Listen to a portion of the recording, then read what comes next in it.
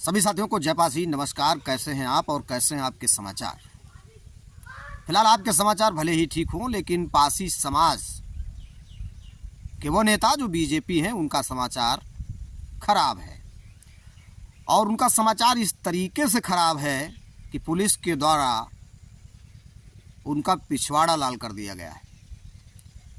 फिलहाल समाज के लिए शर्मनाक बात भी है, लेकिन समाज के लिए एक सीखने की बात भी है। समाज यदि ऐसे कारनामों से नहीं सीखता है तो पिछवाड़ा लाल करना कोई बुरी बात नहीं है, क्योंकि जो स्वयं अपना प्लेटफार्म नहीं बनाता है, दूसरे के प्लेटफार्म पर वह अगर सवारी काटना चाहता है तो उसका यही हाल होता है। साथियों, कुछ लोगों को बुरा भले लगे, लेकिन बात एकदम सही है, क्योंकि आप अपना प्लेटफार्म बनाना नहीं चाहते हो और दूसरे के झंडा और डंडा लेकर के समाज का दोहन करने का काम करते हो। और साथियों, शर्मनाक समाचार आया है उत्तर प्रदेश के प्रयागराज जनपद से। और प्रयागराज जनपद में थाना कोतवाली पड़ता है झूसी, और उस झूसी अंतर्गत एक नेता है पासी समाज के, जिनका नाम है मनोज पासी। और वो छोटे मोटे नेता नहीं है, ग्राम सभा स्तर के नेता नहीं है, वो प्रदेश के कोषाध्यक्ष हैं। बड़ा समाज के लोगों को गर्व होना चाहिए कि प्रदेश कोषाध्यक्ष मनोज पासी। कोषाध्यक्ष का काम होता है धन इकट्ठा करके और किसी पार्टी के खजाने में पहुंचाना। और जो समाज का नेता होगा, धन कहाँ से लाएगा? समाज के लोगों से। और वह धन कहाँ खर्च होगा? आपका पिछवाड़ा लाल करने में। तो झूसी पुलिस ने मनोज पासी का पिछवाड़ा लाल कर दिया है। ये शर्मनाक है। यदि अभी भी आपको सीख नहीं मिल रही है कि भाजपा में आपकी कितनी इज्जत हो रही है, तो आप पिछवाड़ा लाल कराते रहिए। कोई इसमें दिक्कत नहीं है उन लोगों को जो समाज की सेवा कर रहे हैं। और वो एक दिन जरूर नेता बनेंगे, जो समाज की आवाज़ उठाते हैं। जाहिर सी बात है, आज नहीं तो कल वो निश्चित इस देश की राजनैतिक डोर को संभालेंगे। चाहे सपा हो, चाहे बसपा हो, चाहे भाजपा हो, चाहे कांग्रेस हो, लेकिन पासी समाज का हाल वही है।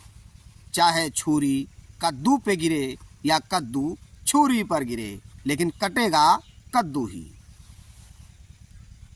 इसीलिए योगी जी ने कहा है, जो बटेगा वो कटेगा।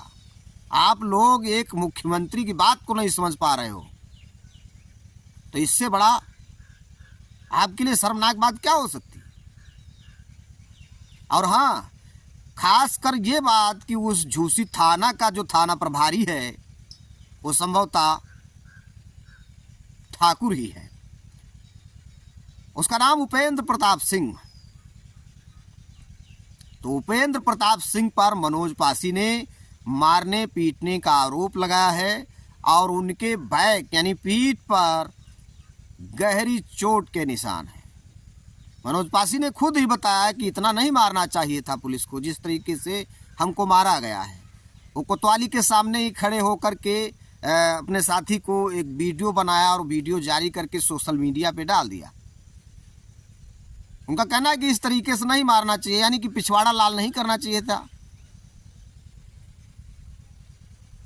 थोड़ा बहुत मार देते। लेकिन दुखद समाचार मनोज पासी जी के लिए ये हुआ कि उनका पिछवाड़ा लाल किया गया, और उनके और इतना लात घूसों से जम करके पिटाई की गई है। मनोज ने बताया कि उनके बाल भी घसीट के नोचे गए हैं। माल लाते लाते जूता वो पूछ लीजिए, इस लड़के से पूछ लीजिए कितना मार मारे हैं।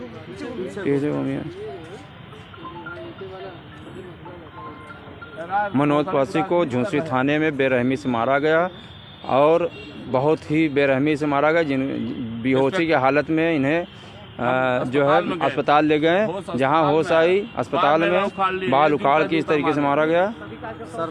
आप बताओ।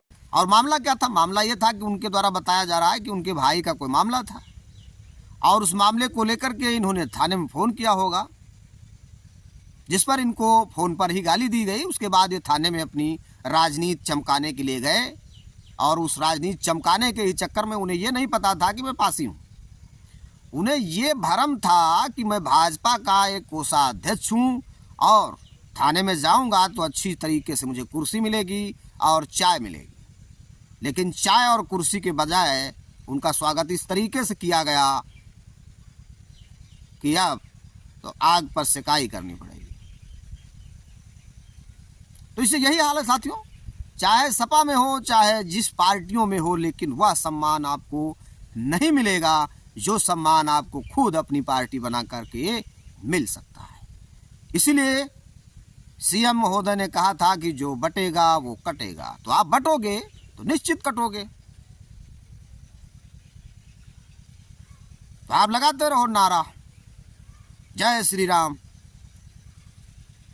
कभी सिया राम को भी याद कर लेना, जय पासी भी कह के देखना।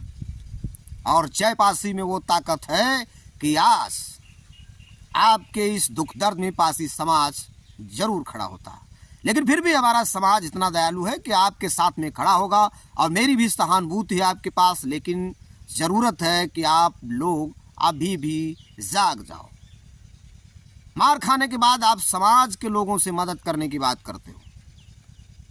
क्या कभी आपने समाज के लोगों से ये कहा कि साथियों आओ हम लोग मिल करके एक ऐसा कारवा तैयार करते हैं जिसमें अपनी बगिया लगेगी और बगिया में अच्छे से फूल होंगे और फूल के बाद फल होंगे और उन फलों का हमारा समाज सेवन करेगा।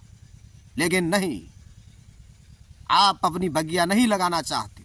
जब आप अपनी बगिया स्वयं नहीं लगाना चाहते हो और दूसरे के बगीचे में फल खाना चाहते हो तो यही हाल होगा।